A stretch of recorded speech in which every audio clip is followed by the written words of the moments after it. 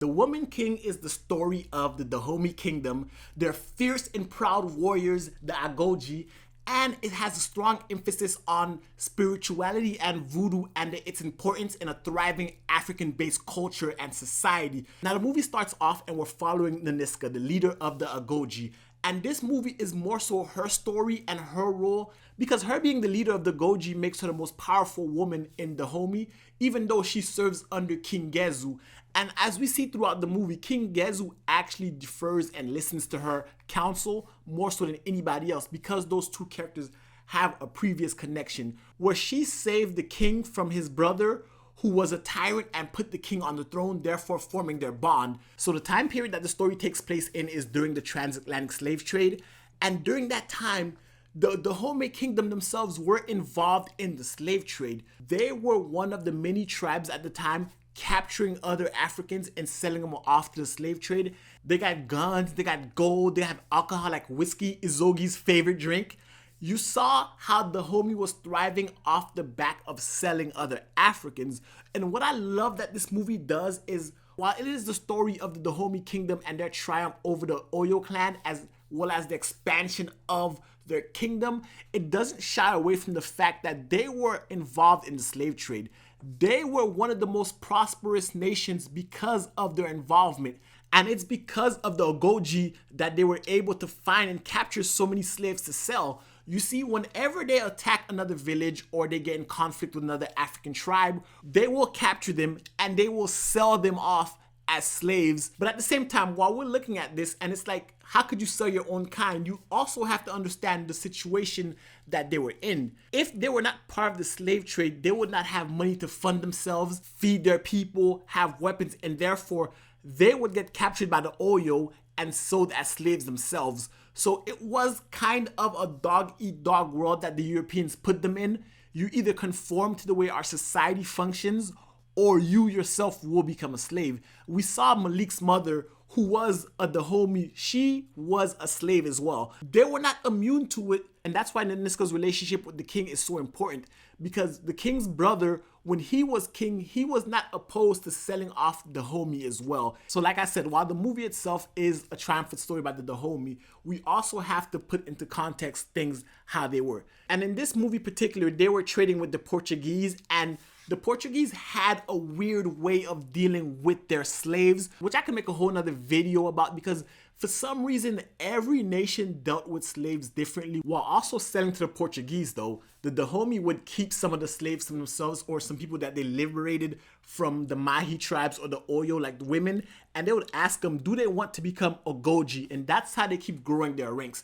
They get people from their tribe, or the captured women that they've liberated, or other women that they've captured themselves, and they gave them the option of being slaves or joining the Agojie. That's how they keep filling their ranks, and they go through the trials to become these warriors of liberation and also captivity. So this movie has a lot of duality when it comes to right and wrong, morality, and that duality stems from their belief in Mawulisa, the progenitor of the entire voodoo religion. Mawulisa was the offspring of the grand creator of everything, who in the voodoo culture is known as Nana Buluku. Nana Buluku gave birth to Mawulisa, who is a being of duality, who's half man, half woman, can split into either a full man or full woman, or merge as a hermaphroditic being.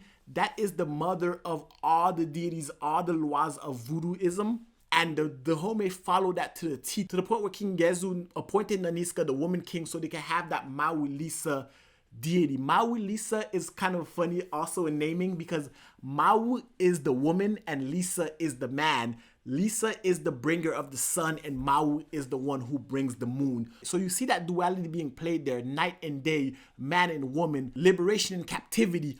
All those are dualities that this movie actually dives into.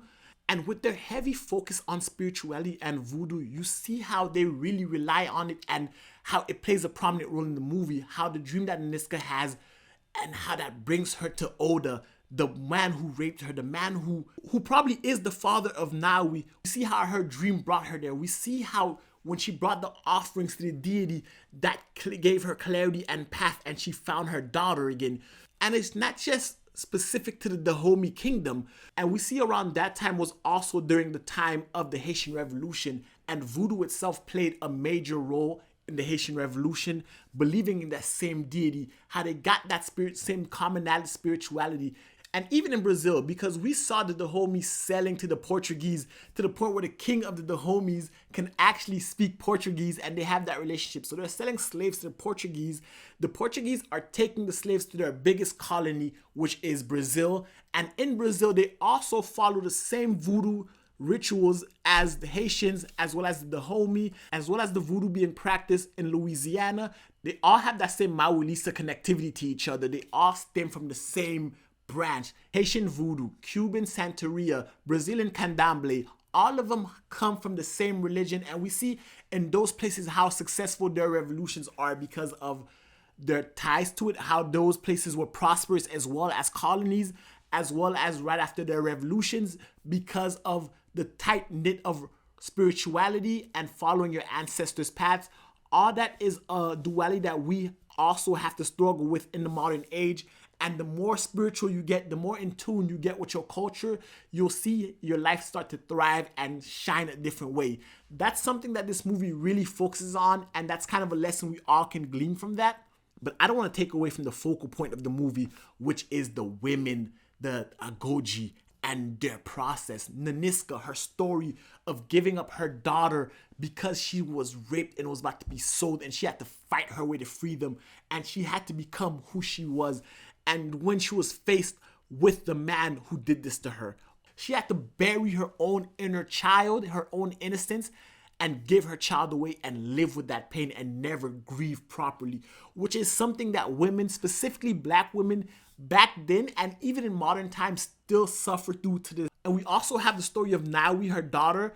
And even before we know Nawi's her daughter, we see how Nawi's father was trying to sell her off to an old man. He adopted her for the sole purpose of selling her off to some rich husband in order for him to get money. The only women that were actually of value or had worth or standing in the society were the Agojie. Women who did not depend on man, women who were strong, powerful, and were trained to be killers and could outfight most men. The duality of that is they have to give up the ability to love and the ability to bear children. And you saw the struggle that Nawi had to endure. You saw what Naniska had to do, give up her daughter.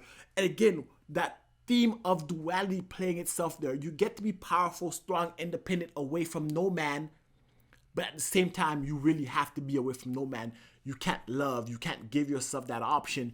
And we see Nawi struggling with that. And we see how Agojie knows that she would like love, but this independence is something that's worth more to her than that. Again, while this is happening during that time period, it can also be a reflection of our current time periods, because a lot of women are choosing themselves, are choosing to be strong, to carry themselves and not need to be with a man or have any dominion under male leadership. Even though the Dahomey are powerful, they also fall under a king. They also must obey the king, the man king, and therefore they're also under the thumb of patriarchy, which again translates to modern times. Independent, strong black women, you can have your own career, you can have your own business, you can have anything you want, your own house. You want from nothing from no man, but you're still under the thumb of the patriarchy. You still get paid less, you still have to work twice as hard to get what you want, and you have to sacrifice having those relationships in order to get that. So again, the duality plays a huge part, and the women shows three generations that you see Naniska, you see Agojie, and then you see Nawi. Three different generations struggling with the same thing from different perspectives, again showing us duality. So ultimately, the Woman King is the story of the Dahomey, the grays of society, a thriving black African society, and the things that it has to do, the duality of its culture, right down to its voodoo gods, as well as their king and queens and their decisions that they have to make in order to thrive and prosper, as well as how the Agojie become these powerful women by also having to give something up. So it's always a dichotomy of two different gives and takes, his and hers, masculine and feminine energy. Those things and finding a balance between those is something I feel like the movie could have explored more. But anyway, that's my thoughts. I'd love to hear your thoughts about it in the comment section below. And if you liked the video, give it a thumbs up, hit the subscribe button, and until next time, binge on.